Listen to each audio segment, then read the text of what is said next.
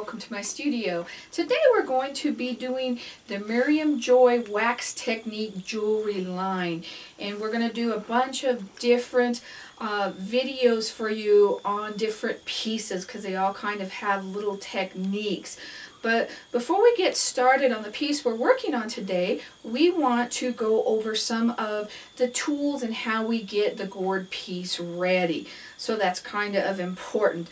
This that I'm working on is a 2-inch gourd round, and we get these by using our circle drill, and these just simply hook into your drill. You just set them right in there like that.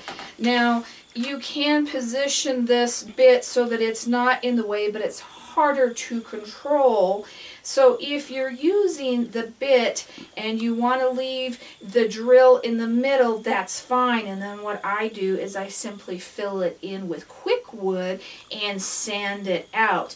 Now the slower you take these, the smoother your pieces are going to be. So my suggestion is just take it nice and slow. If you have a drill press, it's easier. You just hook this into the drill press and take the drill press down nice and easy. You want thicker pieces. You don't want something that's really, really thin. It needs to be wide enough that we can put a strip of leather or whatever you want to put on the sides. There's all kinds of different ways to finish it, and we'll talk about that when we get to that part. But I do them with thicker pieces, and then I take them and I have a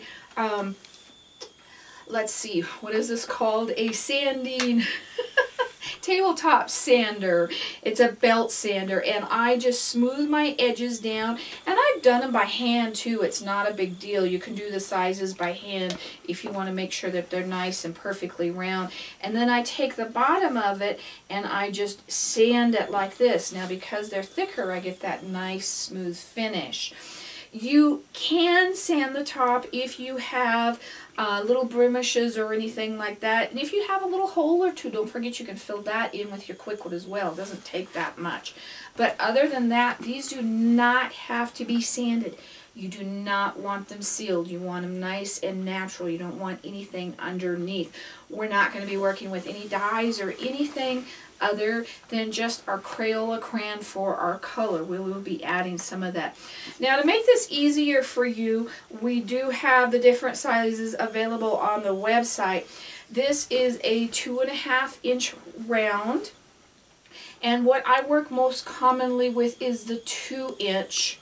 I have a 1.5, which is a nice little necklace size, or also the 1.25, and this makes great earrings. I don't want my earrings so small that I can't work with them, so we'll be getting some earring kits for you as well.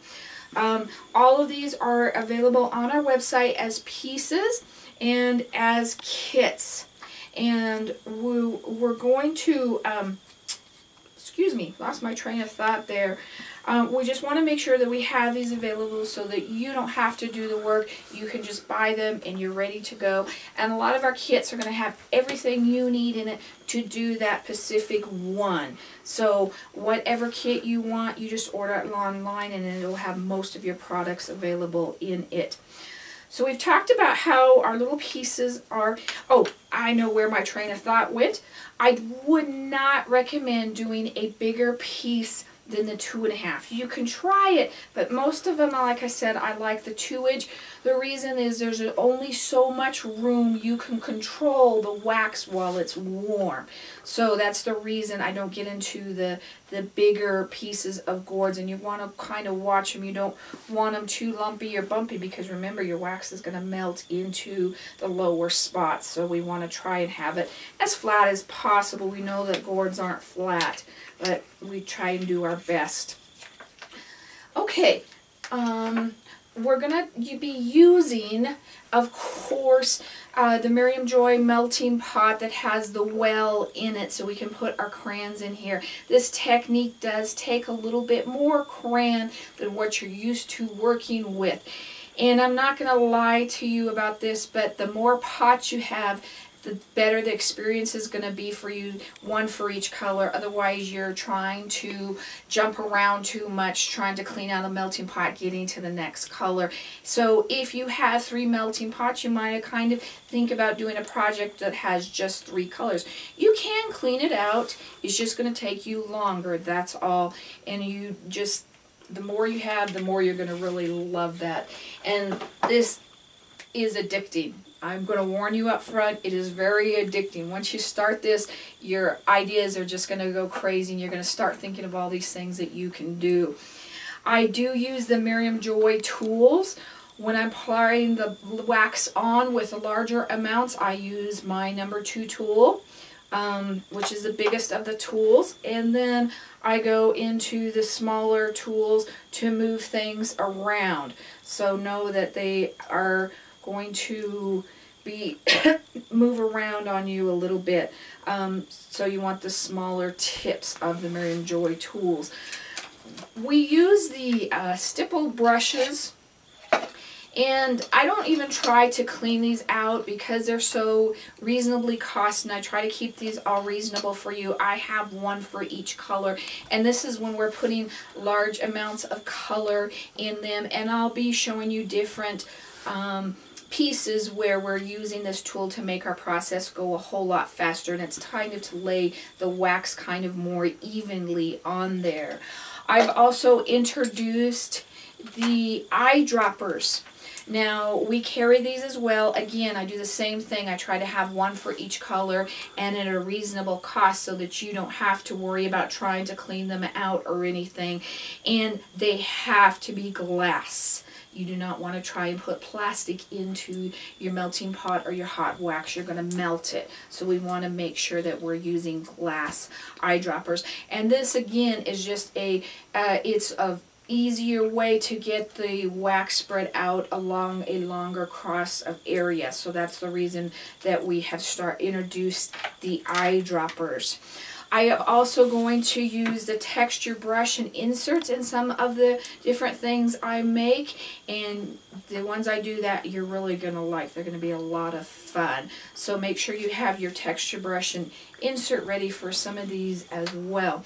I'm sticking with a lot of these, a 24 box of crayons.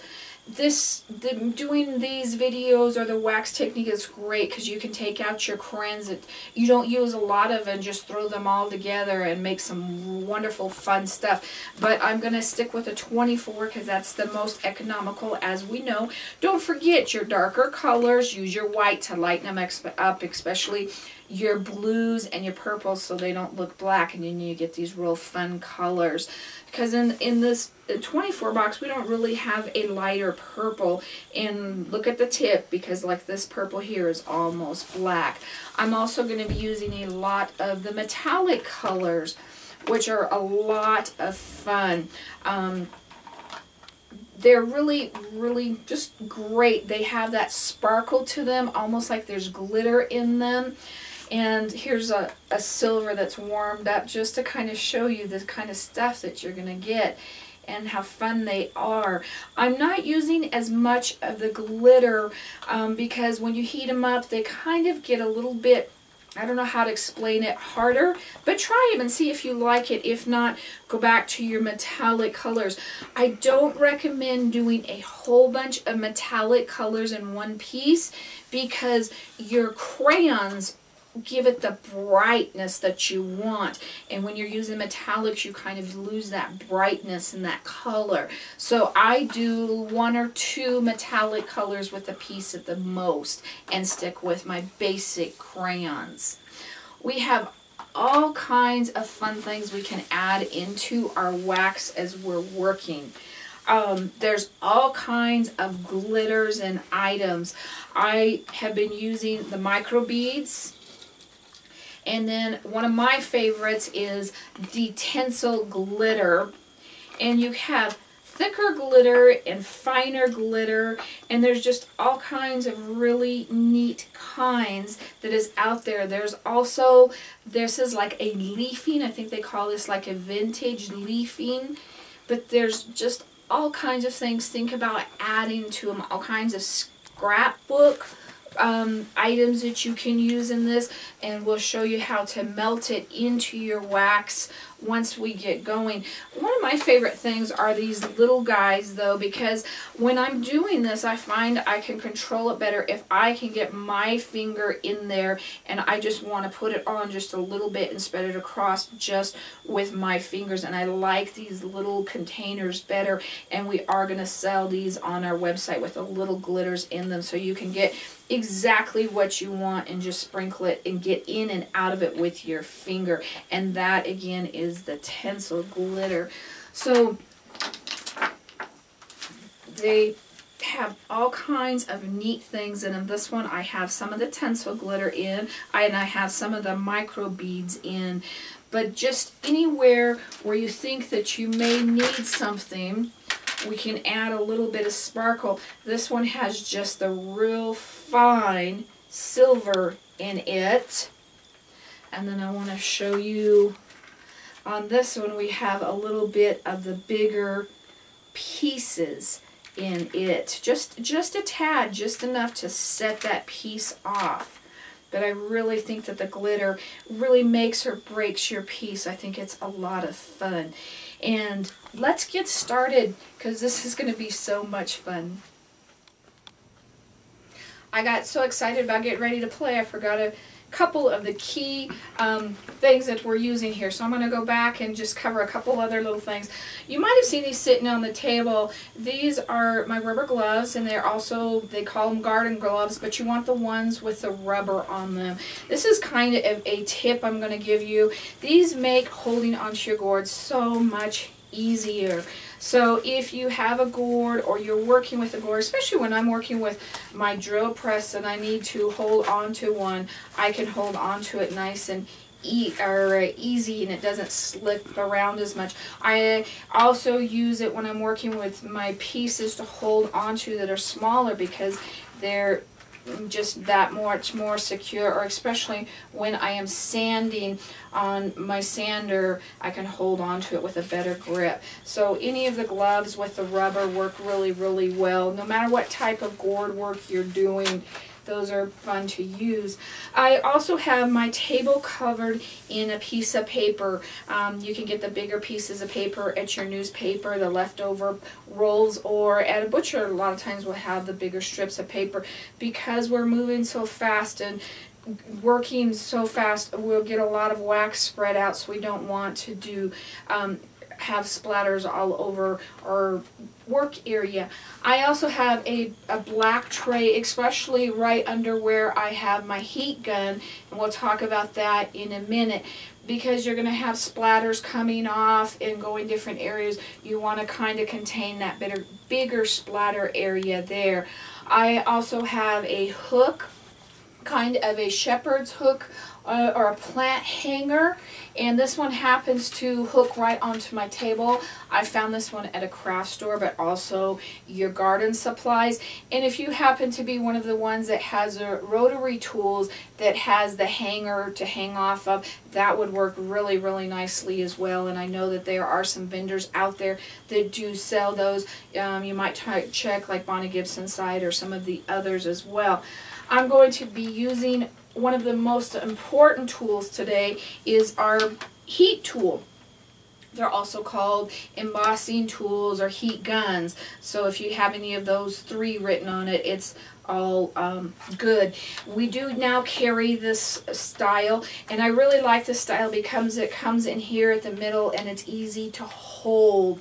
And when I first started doing this process, I would work with this hand and hold with this hand, and it's a little bit harder, so that's why I recommend the stand, but you can do it if you need to do that. So that is a little bit more of our tools that we're going to be using today. Oh, turn that right on. We know that it works. And now let's get playing and have some fun.